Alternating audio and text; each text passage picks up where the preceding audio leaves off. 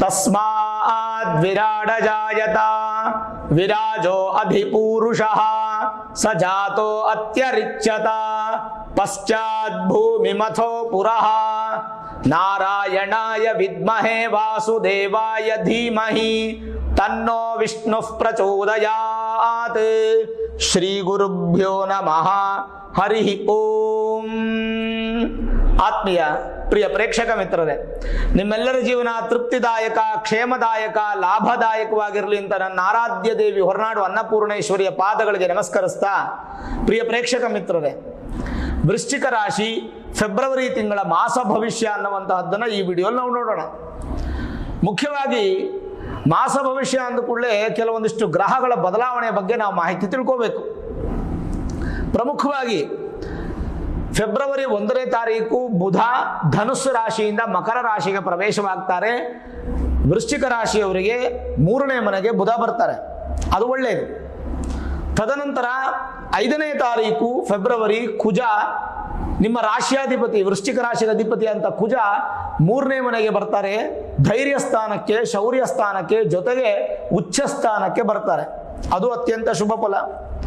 ಇನ್ನು 11ನೇ ತಾರೀಕು ಶುಕ್ರ ಶತ್ರುವಿನ ಮನೆಯಿಂದ ಮಿತ್ರನ ಮನೆಗೆ ಬರ್ತಾರೆ, ಅದು ನಿಮ್ಮ ರಾಶಿಗೆ 3ನೇ ಮನೆ ಆಗುತ್ತೆ, ಅದು ಕೂಡ ಶುಭವಾಗಿರುತ್ತೆ.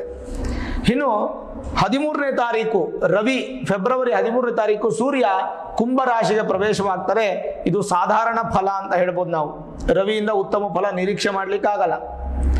5ನೇದಾಗಿ 19ನೇ ತಾರೀಕು ಬುಧ ಮತ್ತೊಮ್ಮೆ ಕುಂಭ ರಾಶಿಗೆ ಪ್ರವೇಶ ಮಾಡ್ತಾರೆ. ಈಗಾಗಲೇ ಮಕರ ರಾಶಿಗೆ ಪ್ರವೇಶ ಮಾಡಿರ್ತಾರೆ, 19ನೇ ತಾರೀಕು ಕುಂಭ ರಾಶಿಗೆ ಪ್ರವೇಶ ಮಾಡ್ತಾರೆ. ಅಂದರೆ ನಿಮ್ಮ ರಾಶಿಗೆ, ಅಂದರೆ ವೃಶ್ಚಿಕ ರಾಶಿಗೆ 4ನೇ ಮನೆಗೆ ಬುಧ ಬರ್ತಾರೆ. ಈ 5 ಬದಲಾವಣೆಗಳನ್ನು ನಾವು ಫೆಬ್ರವರಿ ತಿಂಗಳಲ್ಲಿ ಕಾಣಬಹುದು. ಅದರ ಜೊತೆಗೆ ಅಮಾವಾಸ್ಯೆ ಅನ್ನುವಂಥದ್ದು ಫೆಬ್ರವರಿ 9ನೇ ತಾರೀಕಿದ್ರೆ, ಪೌರ್ಣಮಿ ಅನ್ನುವಂಥದ್ದು ಫೆಬ್ರವರಿ 24ನೇ ತಾರೀಕಿರುತ್ತೆ. ವಿಶೇಷವಾದ ಪೌರ್ಣಮಿ ವ್ಯಾಸ ಪೌರ್ಣಮಿ ಅಂತ ಹೇಳ್ತೀವಿ. ಫೆಬ್ರವರಿ ತಿಂಗಳಲ್ಲಿ ಅತ್ಯಂತ ಸಡಗರವಾದಂಥ ಹಬ್ಬ 2 ಇದೆ.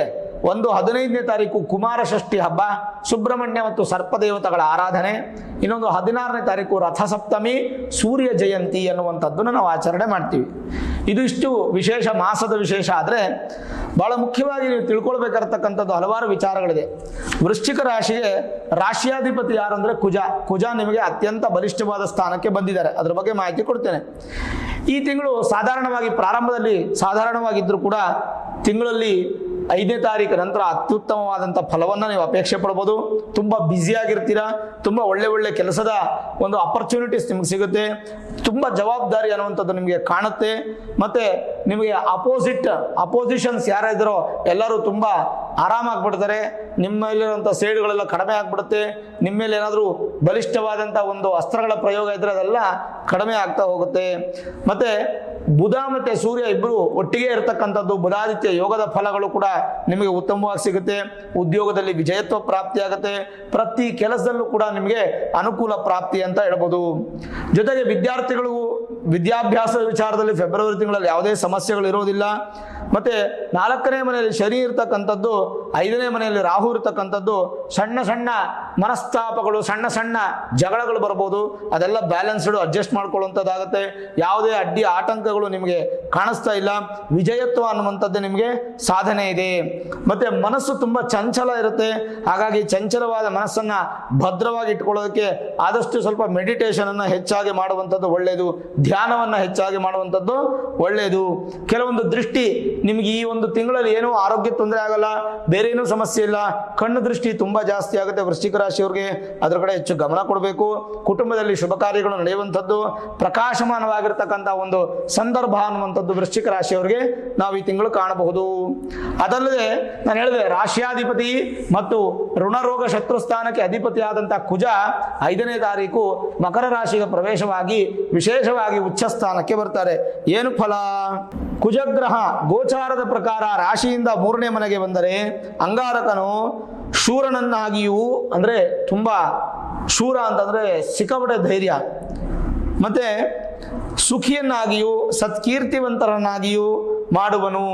ಒಳ್ಳೆಯ ಸುಖ, ಒಳ್ಳೆಯ ಕೀರ್ತಿ ವೃದ್ಧಿ ಹಾಗೂ ತುಂಬ ಧೈರ್ಯ, ಗಟ್ಟಿ ಅನ್ನುವಂಥದ್ದು ಸಿಗುತ್ತೆ.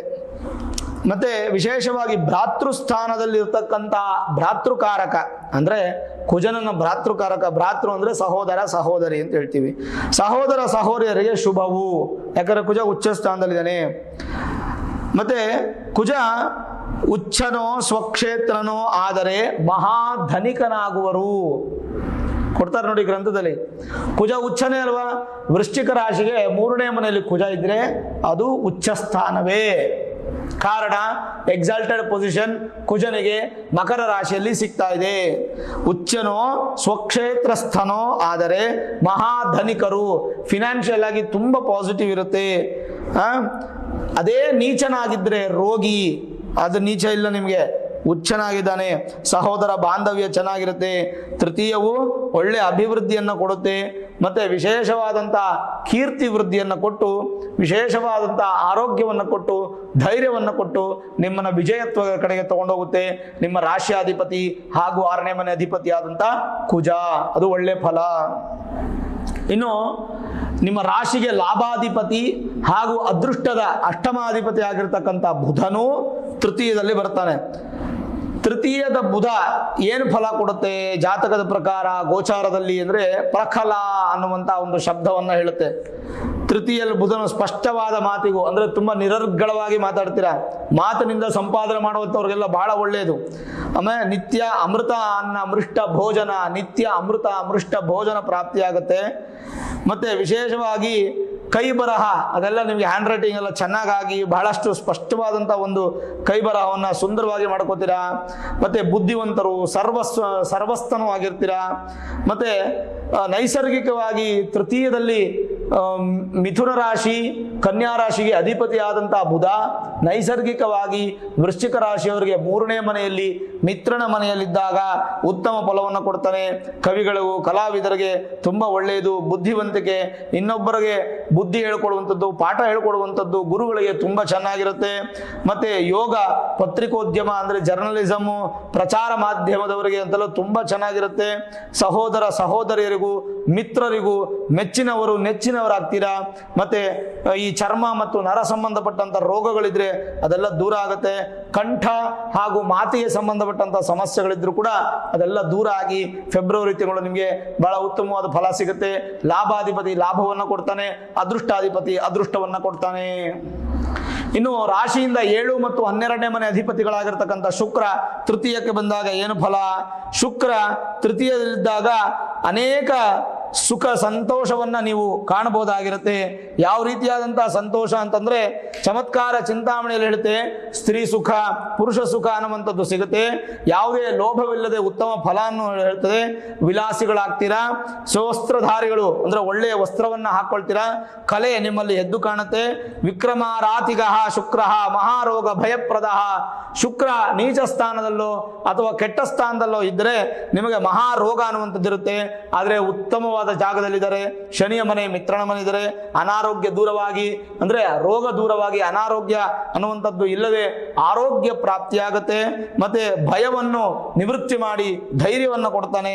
ಎಲ್ಲ ರೀತಿಯಾದಂತಹ ನೆಗೆಟಿವ್ ಅನ್ನು ನಿವೃತ್ತಿ ಮಾಡಿ ಉತ್ತಮವಾದ ಸಂಪತ್ತನ್ನು ವೃದ್ಧಿ ಮಾಡಿಕೊಂಡು ವ್ಯಾಪಾರ ವ್ಯವಹಾರದಲ್ಲಿ ಅಭಿವೃದ್ಧಿಯನ್ನು ಕಾಣುತ್ತಾ ತೃತೀಯದಲ್ಲಿರತಕ್ಕಂಥ ವಿಶೇಷವಾದ ಫಲ ನಿಮಗೆ ಪ್ರಾಪ್ತಿಯಾಗುತ್ತೆ. ಇನ್ನು ತೃತೀಯಾಧಿಪತಿ ಆಗಿರ್ತಕ್ಕಂಥ ಶನಿ, ಚತುರ್ಥಾಧಿಪತಿ ಆಗಿರ್ತಕ್ಕಂಥ ಶನಿ, ಈ ಎರಡರ ಬಗ್ಗೆ ತಿಳ್ಕೋಬೇಕು. ಶುಕ್ರನಿಂದ ಲಾಭ, ಬುಧನಿಂದ ಲಾಭ, ಕುಜನಿಂದ ಲಾಭ. ತೃತೀಯಾಧಿಪತಿ ಚತುರ್ಥದಲ್ಲಿದ್ದಾಗ ಏನು ಫಲ? ತೃತೀಯಾಧಿಪತಿ ಚತುರ್ಥದಲ್ಲಿದ್ದರೆ ಬಂಧು ಸಹೋದರಾದಿ ಸುಖವುಳ್ಳವರಾಗ್ತೀರಾ, ವಿದ್ಯಾವಂತರಾಗ್ತೀರಾ, ಆಸ್ತಿ ಪಾಸ್ತಿಗಳು ಉಳ್ಳವರಾಗ್ತೀರಾ. ಹೆಂಡತಿ ಅಥವಾ ತಾಯಿ ದೃಷ್ಟಿ ಹೃದಯದ ಅನುಕೂಲ ನಿಮಗೆ ಪ್ರಾಪ್ತಿಯಾಗುತ್ತೆ. ಸಹೋದರರಿಂದ ಉತ್ತಮವಾದ ಸಂತೋಷ ಸುಖ ಪ್ರಾಪ್ತಿಯಾಗುತ್ತೆ. ಒಳ್ಳೆ ವಿದ್ಯೆ ಮತ್ತೆ ಆಯುಷ್ಯ ಅನ್ನುವಂಥದ್ದು ವೃದ್ಧಿ ಕಾಣಬಹುದು ಅನ್ನುವಂಥದ್ದು ಬಹಳ ಸ್ಪಷ್ಟವಾಗಿ ಹೇಳುತ್ತೆ. ಶನಿಯಿಂದ ಯಾವುದೇ ತೊಂದರೆ ಇಲ್ಲ. ಅರ್ಧಾಷ್ಟಮ ಅಷ್ಟಮ ಶನಿ ಇತ್ಯಾದಿಗಳಿದೆ ಅಂತ ನೀವೇನು ಭಯಪಡೋ ಅವಶ್ಯಕತೆ ಇಲ್ಲ. ಧೈರ್ಯವಾಗಿರ್ತಕ್ಕಂಥದ್ದು ಒಳ್ಳೆಯದು. ಕುಜನು ಜನ್ಮರಾಶಿಗೆ 3ರಲ್ಲಿದ್ದರೆ ದ್ರವ್ಯ ಲಾಭ, ಶರೀರ ಆರೋಗ್ಯ, ಸುಖ ಸಂಪತ್ತು, ಪುತ್ರ ಭಾಗ್ಯ, ಸಂತಾನದ ವೃದ್ಧಿ, ಮಂಗಳಕರವಾದ ಕೆಲಸ, ಭೂಮಿಯಿಂದ ಲಾಭ, ಧನಧಾನ್ಯ ಸಂಪತ್ತು ಲಭಿಸುತ್ತದೆ. ಏನೋ ಕುಜ 3ನೇ ಮನೆಯಲ್ಲಿದ್ರೆ. ಹಾಗೆ ಬುಧನು 3ನೇ ಮನೆಯಲ್ಲಿದ್ರೆ ಮನೋವ್ಯಾಕುಲ ಮತ್ತೆ ಮೆರವು, ವಿದ್ಯೆಯಲ್ಲಿ ಅಂದ್ರೆ ಅವನು ನೀಚನಾಗಿದ್ದು ಶತ್ರು ಮನೆಯಿದ್ರೆ ವಿದ್ಯಾ ನಷ್ಟ. ನಿಮಗೆ ಮಿತ್ರನಾಗಿರೋದ್ರಿಂದ ಉತ್ತಮ ಫಲ, ದ್ರವ್ಯ ವೃದ್ಧಿ, ಬುದ್ಧಿ ಅಭಿವೃದ್ಧಿ, ಮತ್ತೆ ವಿಶೇಷವಾಗಿ ವ್ಯಾಪಾರದಲ್ಲಿ ಅಭಿವೃದ್ಧಿಯನ್ನು ನಾವು ಸಹ ಕಾಣಬಹುದಾಗಿರುತ್ತೆ. ಇನ್ನು ಶುಕ್ರನು 3ನೇ ಮನೆಯಲ್ಲಿ ಗೋಚಾರದಲ್ಲಿದ್ದರೆ ಉದ್ಯೋಗ, ದ್ರವ್ಯ ಲಾಭ, ವ್ಯಾಪಾರ ವೃದ್ಧಿ, ಆಭರಣ ಲಾಭ, ದಾನ ಧರ್ಮ, ಪರೋಪಕಾರ, ಸ್ವಂತ ಸುಖಕ್ಕಾಗಿ ಖರ್ಚನ್ನು ಮಾಡುವಂಥದ್ದು ಇತ್ಯಾದಿಗಳೆಲ್ಲವೂ ಕೂಡ ನಿಮಗೆ ಪ್ರಾಪ್ತಿಯಾಗುತ್ತೆ. ಓವರಾಲ್ ನೋಡಿದಾಗ ತುಂಬಾ ಉತ್ತಮವಾದ ಫಲ. ಆದರೆ ದಶಮದಲ್ಲಿ ದಶಮಾಧಿಪತಿಯಾಗಿರ್ತಕ್ಕಂಥ ಸೂರ್ಯ ಚೆನ್ನಾಗಿಲ್ಲ. ಸೂರ್ಯ ಬಂದು ನಿಮಗೆ ಈ ತಿಂಗಳು ಪೂರ್ತಿ ಚೆನ್ನಾಗಿರಲ್ಲ. ಆದಷ್ಟು ಸೂರ್ಯ ನಮಸ್ಕಾರವನ್ನು ಮಾಡುವಂಥದ್ದು, ಗೋಧಿಯನ್ನು ದಾನ ಮಾಡುವಂಥದ್ದು ಅಭ್ಯಾಸ ಮಾಡ್ಕೊಳ್ಳಿ.